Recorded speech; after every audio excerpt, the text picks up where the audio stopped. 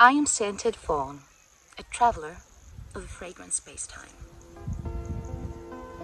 Today, I find myself in the beautiful garden forests of the mountains of Peloponnese. This is part of a garden perfume series that has already started with my exotic garden video and will later on include a literary garden and a real garden of the world theme. The door we will open today is that of the myth and all the olfactive magic that comes along. Gardens have always attracted the human mind with their capacity of growth, fertility, richness, and fruitfulness. Today, we will be visiting 6 mythical gardens, some known and some not so known, which with their green, fruity, floral, and imaginary traits will act as our inspiration for a fragrant choice. The fragrances I have chosen are complex, sometimes ungraspable, and not always so easy one. Think of precious fruits and greenness, enchanted flowing rivers, golden apples, groves, and magic orchards, and enter my mythical garden journey. Enjoy.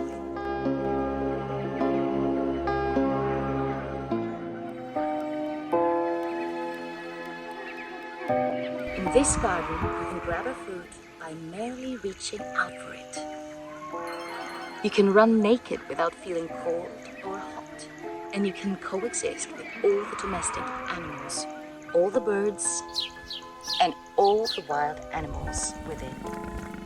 For this biblical image, with all beings united in a world of peace and calm, I have chosen Onirico Michelangelo. This is such a colorful blend of fruity emotions and greenness. So complex and so desirably multifaceted, like a garden that is full of life. It has woody green, fruity, herbal, and spiritual traits, which make it the perfect blend for this mythical garden, the Garden of Eden. Sweet fig woods and a very interesting olive tree nuance, beautiful herbs, and a very juicy and provocative nature.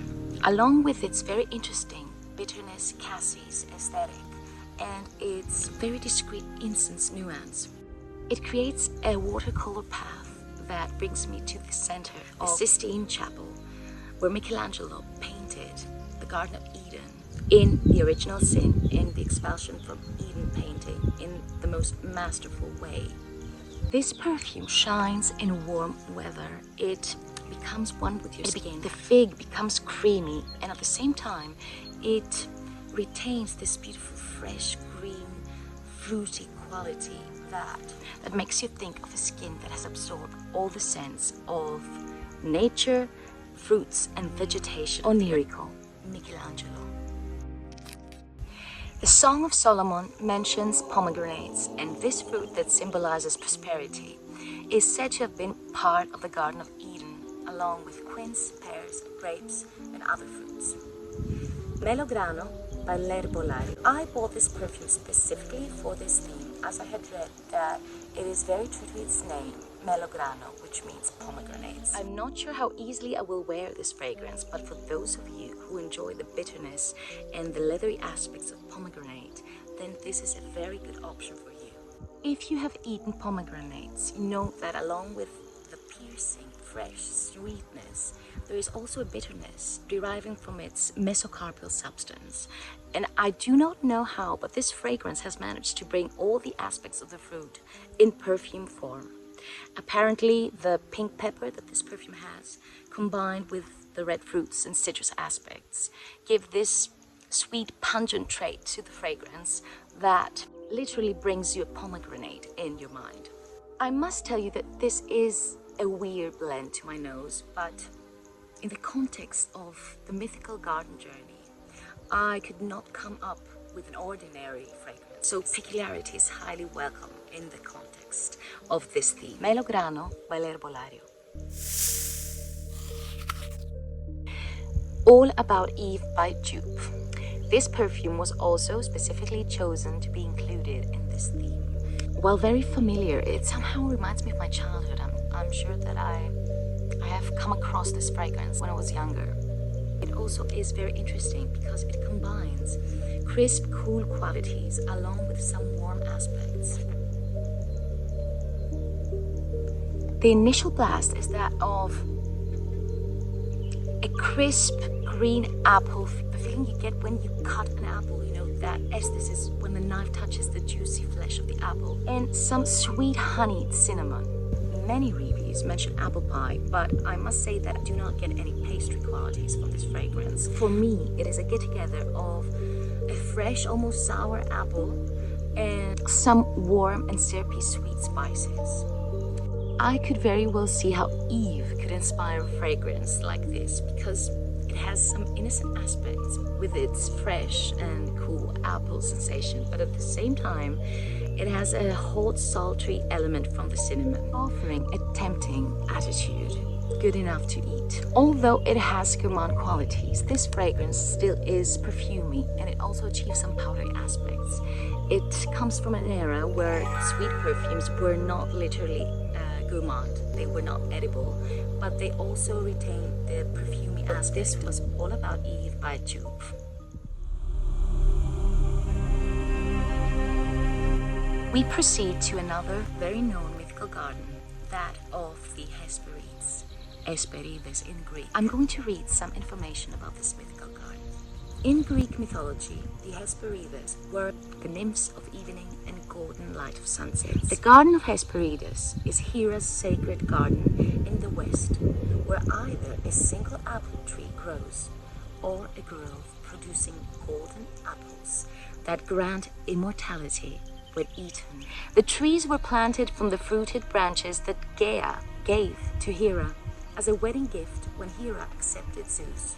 The Hesperides were given the task of tending to the grove, but occasionally picked these golden fruits for themselves. Not trusting them, Hera placed in the garden a never-sleeping 100-headed dragon named Ladon as an additional safeguard. In later years, it was thought that the golden apples might have actually been oranges, a fruit unknown to Europe and the Mediterranean before the Middle Ages. Under this assumption, the Greek botanical name chosen for all citrus species is Hesperides. As the identity of the golden apples was unknown, others have said they were pomegranates or peaches, I decided to go with the magical fruit aesthetic and introduce you to one of my most citrusy nectary fragrances I own, thanks to my dear friend Marina, which is Neroli Blanc Intense by House Au Pays de la Fleur d'Oranger. What can I say about this fragrance? This is one of the most golden nuanced fragrances I've encountered. A sweet, syrupy orange blossom, a fruity, Hesperidic, honeyed flesh, which exudes a very natural sweet floral essence, very ambrosial, very dense.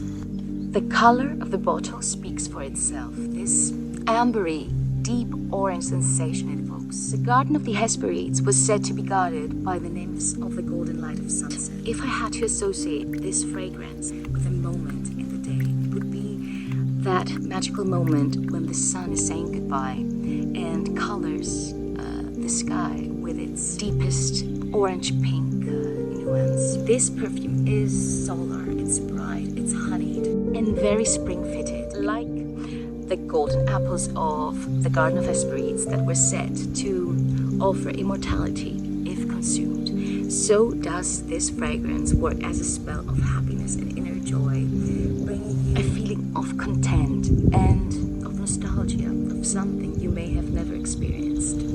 Neroli Blanc Intense by Au Pays de la Fleur d'Oranger.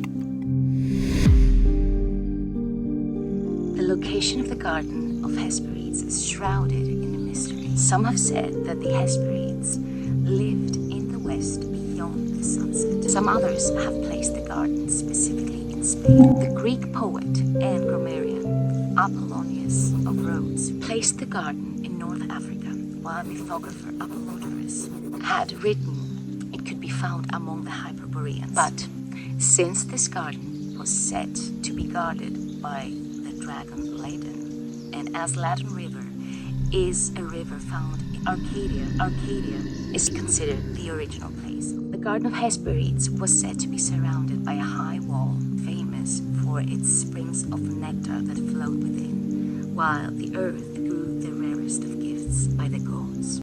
Supreme Nectar by Nectar Olfactive is our next fragrance for the Garden of Hesperides. This is a very smooth honeyed almond blossom combined with a very discreet almond cream sensation. It has a very distinct and intense creamy character. All the notes work in a way that results to a very creamy sensation. It feels like a floral whipped cream, this fragrance. It's very modern, very exuberant, very bright. It has a sensual aspect as well because the creaminess of the almond blossom and the honeyed heart give it a very warm feminine characteristic. Both the fragrances I've chosen for the Garden of Hesperides are very bright and solar. While I hadn't thought of that before choosing them, the Hesperides had a very intense attachment to the powers, the attributes of light. Try Supreme Nectar and you won't be disappointed.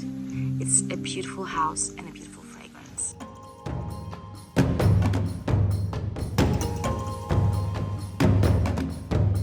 Let's proceed to another mythical garden, or better said gardens, the Gardens of Babylon. One of the 7 wonders of the world, whose existence is also shrouded in mystery. Did they ever exist? An ascending series of tiered gardens with fountains and plants, all sorts of plants, trees, flowers, creating the image of an exotic mountain, said to be located either in Babylon or in Nineveh, near the Tigris River, but no evidence has been ever found for this luxurious and wondrous garden creation. Lamar by Kajal, the caviar version. Look at this bottle. It looks so luxurious and exotic, like it has come from a lost, faraway kingdom. So this is the caviar version of the original, which is a water-based blend featuring a perfume pearl technology, which means that the fragrance oil is enclosed within tiny white pearls that preserve the scent until dispensed. So as soon as you rub this blend on your skin and you break the pearls, you get introduced with a very sharp green, red berry and pineapple combination. There is an accompanying freshness which could derive from the note of the apple. And there's also very interesting spicy aromatic undertone. This combination makes the perfume very exotic and unique.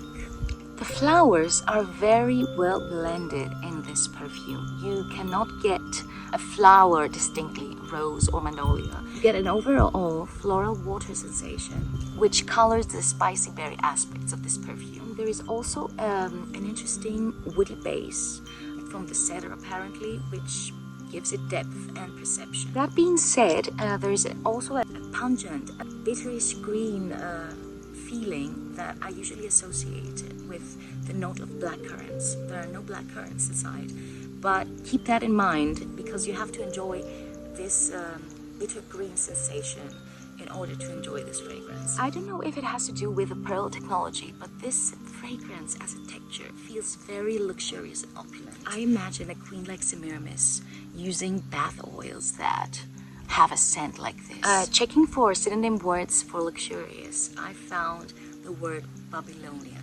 What a coincidence, really. Lamar Caviar by Kajal could not come closer to this colossal image of this wondrous human creation that seems as it had been suggested by the gods themselves. Lamar Caviar by Kajal. This garden from Homer's Odyssey could not be missing from today's journey. Placed on the island of Scheria, where Alcinous was the king of the Phaeacians, this garden, an archetype of Greek gardens, influenced the design of Mediterranean gardens through the end of the classical era. Pastoral poets described this garden as the ideal of rustic aesthetics and abundant fertility, bearing some similarities with the grove of Calypso in Homer's Odyssey as well.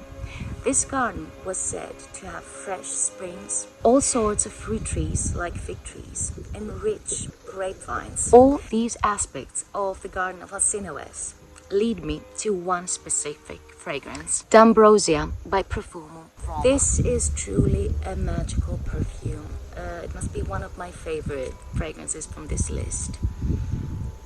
with its radiant, fruity, green milky character, featuring the notes of grapes, figs, pears, almond, and sandalwood. This truly feels like a luxurious garden with all sorts of vegetation, flowers, and earth richness.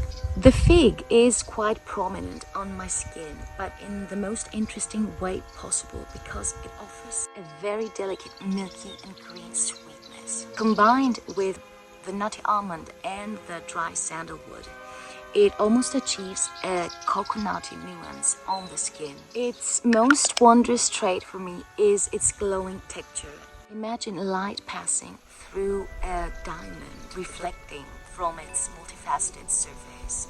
This is the sensation I get from this fragrance's texture. It is thick and dry, but at the same time there's a watery, transparent feeling about it, which creates a very charming olfactive contradiction. If I describe it in one phrase, I would say luxurious greenness, nuttiness, and shimmery fruitiness. Imagine being in a Mediterranean grove, resting under a cedar tree during a summer midday. A cool breeze from the sea bringing freshness to your face, and enjoying some Mediterranean foods like juicy figs. You are now complete.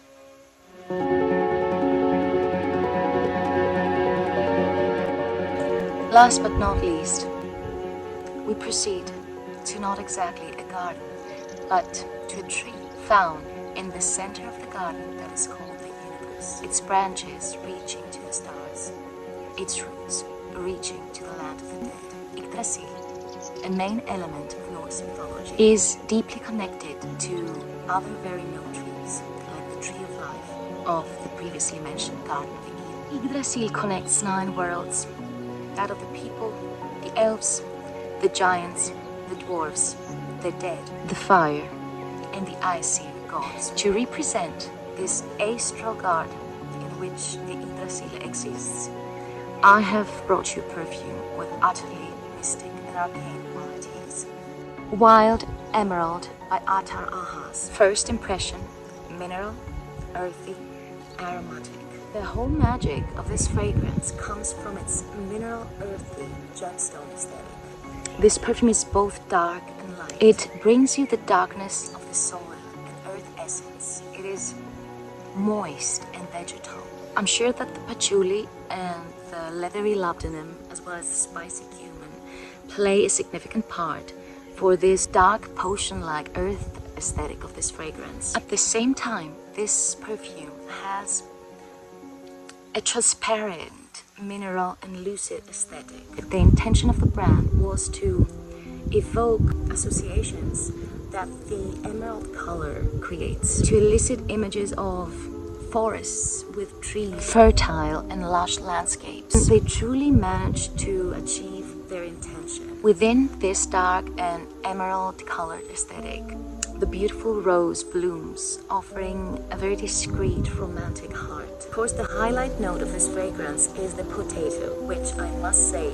that I can somehow detect in this fragrance, although I noticed it after I had read there's potato inside. But indeed, there is a rooty aspect about this fragrance that feels discreetly, slightly savory. And there's also a sweet woody base with tonka and vanilla. Like the Yggdrasil, which is found in the middle, in the center of things, its roots reaching to the dark kingdom of the dead, its branches to the stars. So does this fragrance exist between a darker earthy realm and a place that gives birth to flourishing flora and towering trees that have befriended the starry sky. If I had to find a similar fragrance, but I have to clarify, not at all the same, just a similar family, I would say it is closer to Nasomato's Black Afghano. This is a masterful creation by this beautiful Turkish house, Atar Ahas. They have a really delicate texture line. You can almost smell the olfactive threads of the fragrances, and that is what I like about this house. Wild Emerald by Atar Ahas, also found as Emerald Wilderness.